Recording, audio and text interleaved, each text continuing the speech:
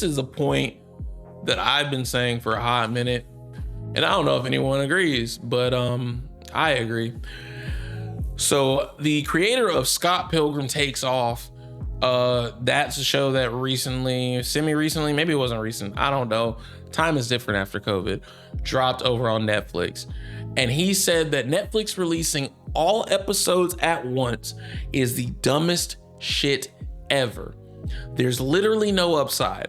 Imagine if the whole season of X-Men 97 was out. And I just have to say facts.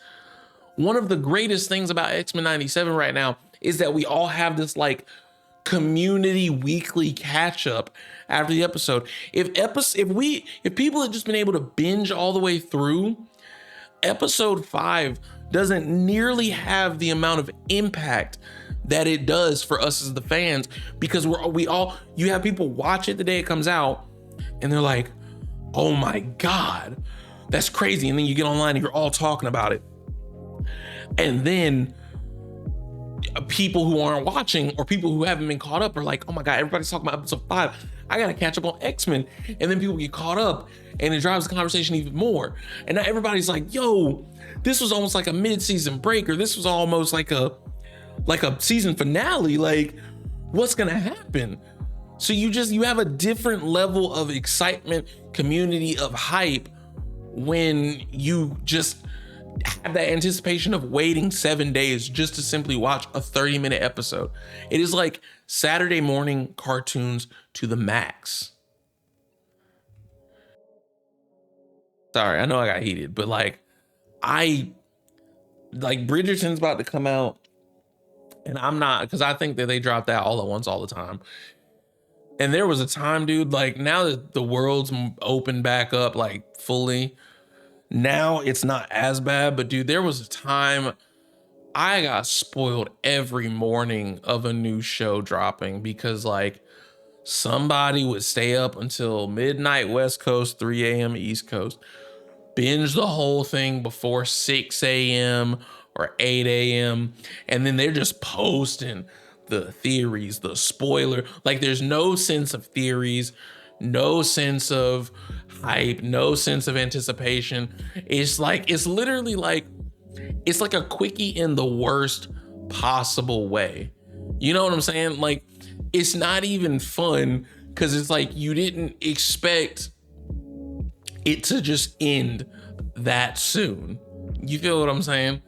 Like, there's no anticipation, there's no hype, there's no buildup, there's no climax, there's no release and resolution. It's just like, it's out the way now, and like on to the next. So I don't know. I'm over the binge model, and I'm so happy that who is the creator of Scott Pilgrim Takes Off? Scott Pilgrim Takes Off. What's his name? Bro. Bitch. All right. Brian Lee O'Malley, hats off to you, because that's facts, bro. That's facts. Ugh, shit. Let me pull this off screen real quick. I'm tired of these notifications on my...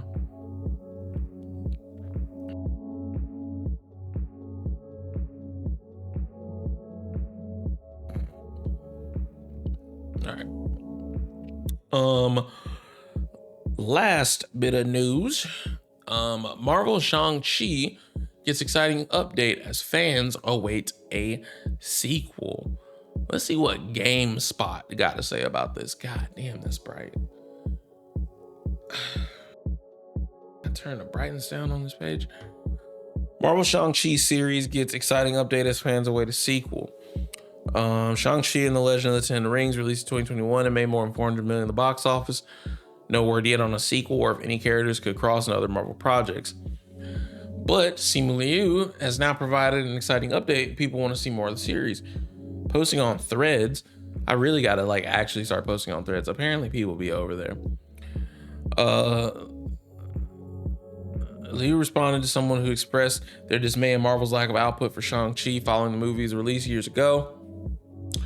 Person said it's frustrating that Marvel hasn't announced a sequel or discussed the possibility of Shang-Chi showing up. And he responded, I promise it's happening.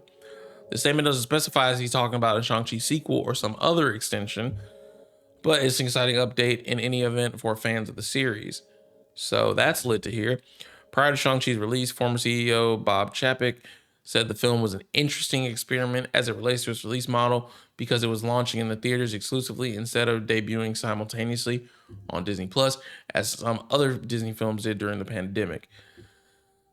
CMU took exception to Chapek using the experiment verbiage, and Marvel's Kevin Feige later weighed in on what he called a misunderstanding. He said, "Don't call this an experiment. We're trying to get back in the freaking theater." It released theatrically and made over $75 million for its opening weekend and went on to bank $432 million worldwide, now streaming on Disney Plus. And in addition, it started, we already know. He's lined up to, Destin Daniel Cretton, who directed it, is also set to direct a live action Naruto. Not mad at that because the Kung Fu was pretty good in Shang-Chi, so I would like to see some real good hands in the live action Naruto. Many are hoping he will come back for Shang-Chi 2.